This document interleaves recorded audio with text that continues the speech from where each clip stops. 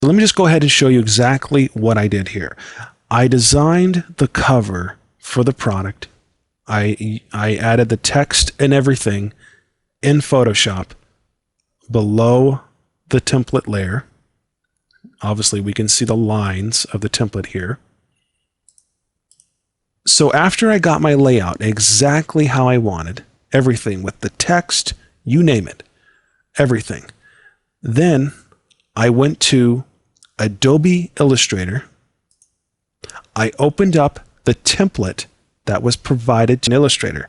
However, there's probably some Illustrator pros out there that want to get better with Photoshop. Well, if that's you, then it's probably the other way around. But that's okay. But most of the people viewing this course are really good with Photoshop. So what I would do is design the layout and everything for the cover, for the brochure, whatever it is, in Photoshop, and then go over to Illustrator and place the graphics into Illustrator, and so it'll look just like this. Now, let's get into the cool part here. I'm going to go ahead and zoom out and look at that. The artwork is lining up perfectly with the template. Look at that. I can even turn off the template guides and it looks the same. Okay, but here's the thing though. We don't want the lines to be printed out. And so what we must do is go into Photoshop and turn off that layer. Now that we've lined it up, this is a lot of fun, folks. You see how easy this is? Watch, I'll just select this real quick and I'll turn off my template guides here, and it should look just like this. But guess what?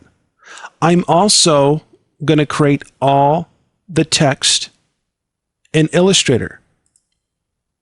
It's not a good idea to create the text in Photoshop.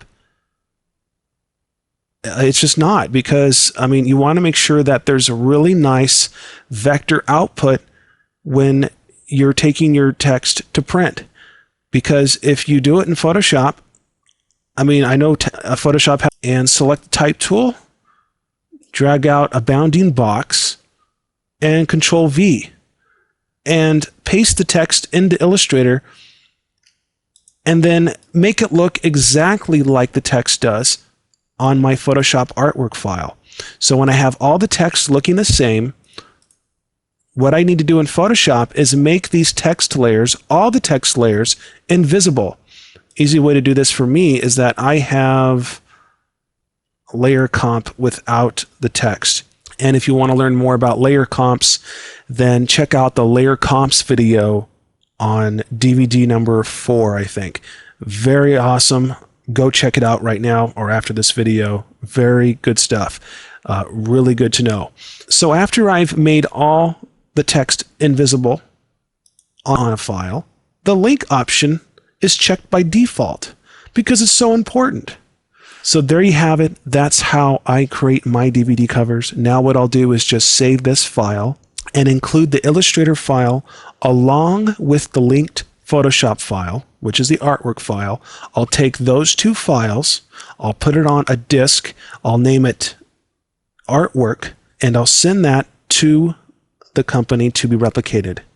And that's it. I hope you enjoyed the video. This is actually the last video that I've done on this course. It's been a long road. I had a lot of fun. I hope you guys learned a lot. And we'll see you on the next video.